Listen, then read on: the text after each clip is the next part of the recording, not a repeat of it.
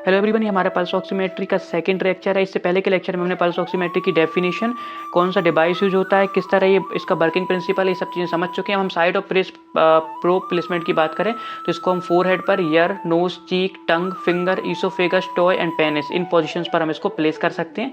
Major जो हमारी position होती है वो कौन सी होती है, हमारी फिंगर टिप जो होती है हमारी, ठीक है, उंगली की जो ये वाली पोजीशन होती है, यहाँ पर हम प्लेस करते हैं।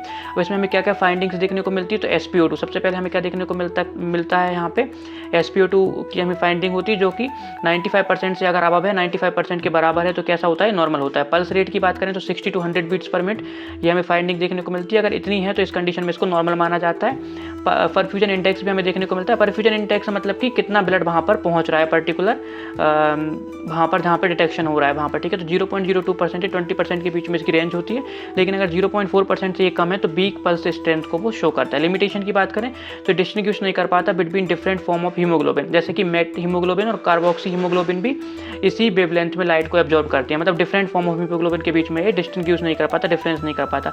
ये क्या कर देता है, कभी कभी सिग्नल लॉस कर देता है, कभी कभी ओवर या अंडर एस्टिमेशन करता है, मतलब गलत रीडिंग देता है। कभी कभी जैसे रिड्यूस परफ्यूजन हो, कोल्ड हो, या नेल पेंट लगा रखा हो, कार्डियक अरेस्ट की कंडीशन हो, या ब्राइट ओवरहेड लाइट आ रही हो।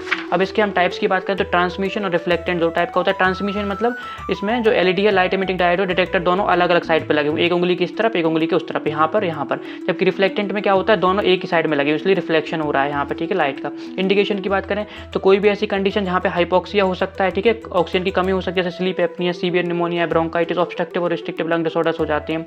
इसके अलावा to evaluate how helpful ventilator कितना हेल्पफुल है ऑक्सीजन थेरेपी में, उसकी इवेल्यूशन के लिए यूज करते हैं। Determine how helpful oxygen therapy, to evaluate oxygen level during and after surgical procedure के बाद में और सर्जिकल प्रोसीजर के दौरान ऑक्सीजन थेरेपी जो हमने पेशेंट को प्रोवाइड की है या कोई अदर जो हमारा पेशेंट है उसमें ऑक्सीजन लेवल क्या है चेक करने के लिए हम यूज करते हैं। To assess how well our new lung medication is working, हमारी जो लंग मेडिकेशन है, लंग ट्रीटमेंट है, वो किस तरह काम कर रहा है, इसको चेक करने के लिए भी हम किसका, पल्स ऑक्सीमीटर का यूज करते हैं। तो I hope this video will help you. Thank you for watching this video.